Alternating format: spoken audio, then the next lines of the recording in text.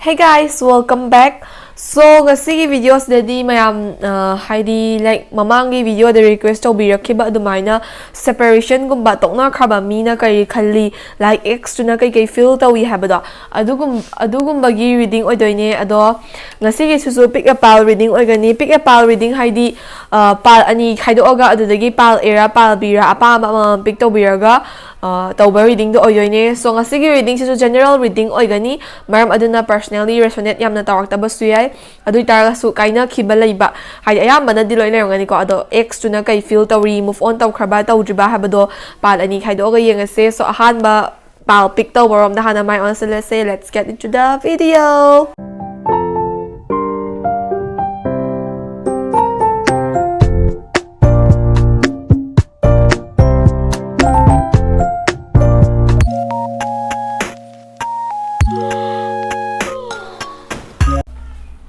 So ahamba pile A natragana sige tarot deck se khanmi basingda adugi like x tuna kai filtery adagi like move on taw khraba taw driba aduna chingmado adam ayamba charok na harakani so sidagi card home pick tower se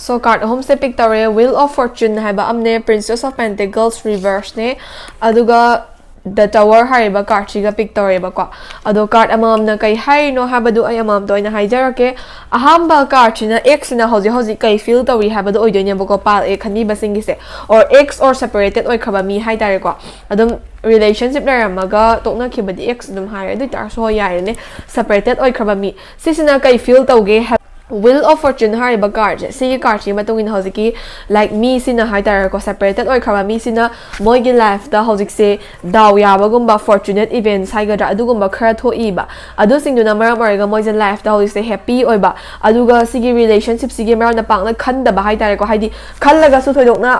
like harauba memories from the ningsingdreba ayambana hatred kumba or nungai na daba na build up tawkhiba na maram araga harauba memories kumba ningsingdaba na maram araga hoji se moigi life sam smoothly su chatli aduna relationships da halakning bagi wakhal gumba se pakna leite ba halakning bagi wakhal leite means moida hoji nungai na happy oina chatli bani na relationships da halaga ex da hanjalaga wana lega da bai sakpadi nungai na hoji na riga face da tapna move on tawrage khotlage haina dum khalle ba ko aduga moise karma da yam thajaba thame karma da thajaba thame means mana relationship sida lande toknari se magi saruk tagi magi side ta yam ka hena aran ba tawkhide na khalleba or lapthoknari se magi side tagi wrong doings pak na leite na khalle aduna som da ko haidi pal le khanmi memam singjida karma la kani habagi moise ngai raga leiba gumba adugumba na ayamba oye na haye sigi ahamba garchina haidi kitang complicated oiba breakup gumba complicated oiba separation gumba oi khiba male ko aduga next sige Princess of Pentacles hariba card sina hoji isana haidi pal e khanbiri basing sina kari feel tawri habdo oidoine so pal e khanbiri basing sina hoji kai feel tawri ge habadam na hoji se pal e khanbiri basing sidi ayamana daydreaming gumba tawba ko haidi like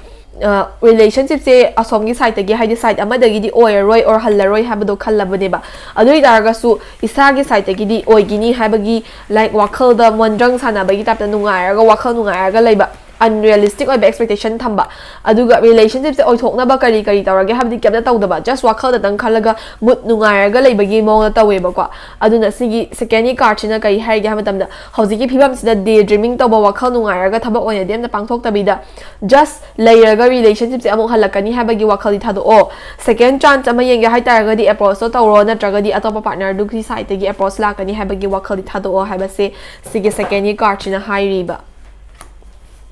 Aroiba card in a relationship sigi future ne ko Tower hariba card pick tower aduga relationship se hanjana khidra hanjana roidra habado sigi card na pidoine ado Tower hariba card gi matu in a relationship se drastic changes khar lakre ba haidi relationship or situationship la yami ba sidane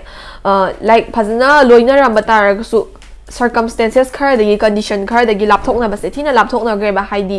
like situation do yam thina adam khana chaina ba na traga na yam thina nungai na khidaba warau na khiba ga loina na lapthokna gre na hai ba aduna ha na leri mamong du dagi pura destructive oi ba changes that life the partner shidi move on to ba hawra ba gumbani or move on to ra ba gumbani na hai ba aduna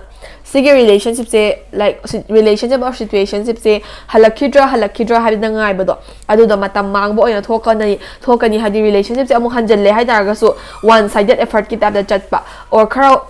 ke hani appreciate tawi da bado effort ko mane appreciate tawi da bado adu ko mane hena namgani na hai aduna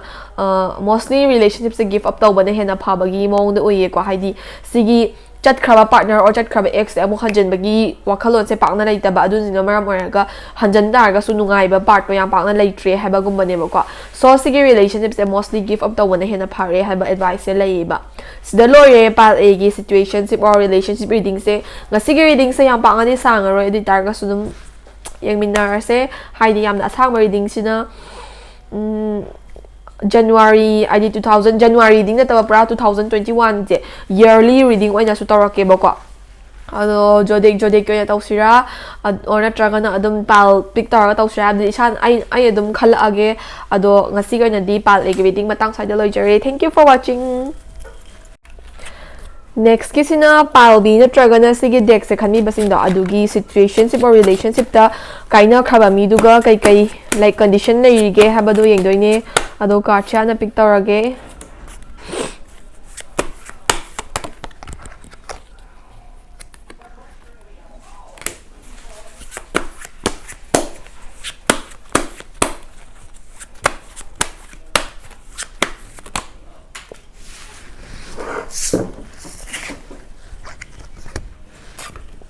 card ahom se pick tawre ahamba card china the hangman ko the hangman second card china the hierophant aduga ahom suba card china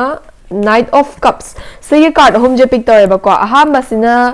partner duna kai feel tawri second is na isana kai feel tawri aduga ahom suba sina relationship se oi kidra oyoidra habado haidoine ado palbi gi reading se hojarage amamam to oina ai like in details ta hajarage ko how I say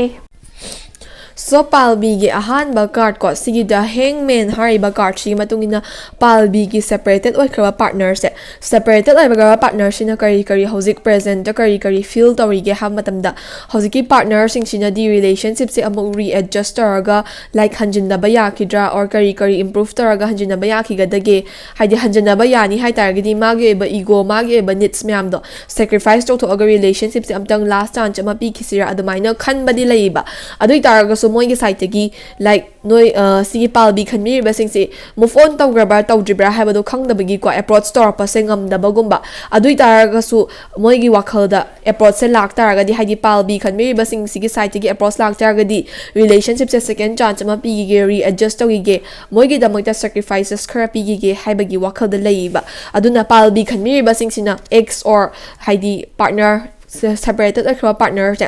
since your relationship se next chance amtang haidi last chance amtang piwa pamangadi approach to bada dum aphaba response phangani haina khale haidi like partner sing china su phasna move on tawdri tawdabana maram or relationship se amuka readjust to ya khidra amuka handle to ya khidra amuka make over to ya khidra haibagi wakhal da laiba aduna palbi khami mamyam pambi relationship se amu hanjin ma pamangadi try ta horoko thengdri kanda second card china ko isage ba personal card ne the hierophant hari ba card chithole ba sige card sigi matungina palbi khanbiri ba singsina personally kai feel tawge sigi separated or khaba relationship ki haiba matamda hoi feelings khara di lairi emotions khara di lairi separated or khaba relationship si ko feelings lairi emotions lairi adu targa so social anxiety haidi mi meam na haidi ai loinari ba marong apang oi ga society sina tokna khaba nu pi se or lap thokna khaba nu pa or nu pi se among hanjin na matamda kai hainani adagi ai gi marong mapang na kai hainani mi na kai khankini sigoma question meam je isai than arise tawjaba ko aduga train amada haidi like isage ba personal train ama form taraga relationship sidagi move on taraga haina tholakkiba gomba leiba aduna maram oraga hanjana ningaga su hanjana bangam daba or hanjan ni nge haina feeling lai taraga su approach to ba se tan ba society gi like isage friend meangi minok mai sa ki ba singoma meam sina approach to ba si ki ba gomba khara phawe na hai ba si card hierophant hai ba card china ko adum stubborn oraga self absorb oraga leiba hai tare ko aduna sigi card siga mamang card to ga yenga matungda relationship se amuk hanjan ma pamagadi yamtina late oidrikanda adum approach ta horaga second chance ama piba pamra piba yabra habdu yengbiro aduna dragana adum move on tawningagadi khanbira nu wakal se move on adum tawbiro hai ba sigi card china ko aroi ba card china Knight of Cups sariba card chi tholeba Knight of Cups sariba card china sigi relationship se hanjannara matungda kai kai tholak pa yai habda haidoi ba kwa sigi card chi matungna relationship se hanjannara matungda if side ani makta gi yanaraga hanjannare khalase ba hanjana taraga di dum romantic oiba amana am adore tawnaba emotionally understand tawnaba siguma relationship amada chatpa yabai chance su leye duga amarom da ko haidi hanjannara roige dum move on tawrage hai taraga di sigi relationship ki aina mamang da haigibdo sigi relationship sigi wakhal is kan beer no ba haidi sigi relationship sigi wakhal je khallaga amu hanjan da ba just wakhal da dang khallaga lei boy tardi emotionally stable oi da ba tawam lang phong khang da ba or kai tawi no khot ino habado gyan ta da bodo ko adumaina dum tawraga lei bagi mong da layer ni ba aduna hanjana ge haraga na hanjana biraga smooth ever relationship ama chance ma piraga make up tawraga hanjan minaro hanjan laroi haraga di sigi wakhal kan da bi da dum fully move on to biro na hai ba sigi karchina ko aduna palbi gi reading se partner shina khadi dum khalli adu targa su isagi decision do mun khallaga lobiyo hanjana bana phabra hanjana da bana phat hanjana da bana phabra bado ko so the lawyer palbi gi reading su ado phasna khanbiro wakhal thada biro haidi move on tawba hawraga dum wakhal just khan moi tardi khanbiro nu move on phasna tawbiro anu tabida move on tawba ngam dabida leibo araga na approach tawraga pangtheng theng drikan da kwa approach tawraga pangtheng theng drikan da chance ama yengbiro. So for today, Palbi, thank you for watching my video. Bye-bye!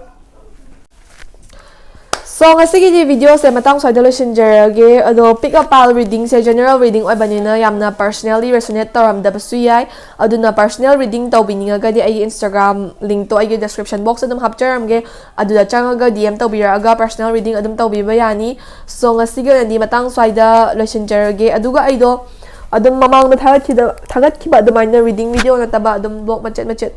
blog video hai tare ko adusum thagat charake adum yamna adum continue support video aduga 3k yoba matamda amuka su reading giveaway tawjagani. So for today, thank you for watching my video. Keep supporting me. Bye bye.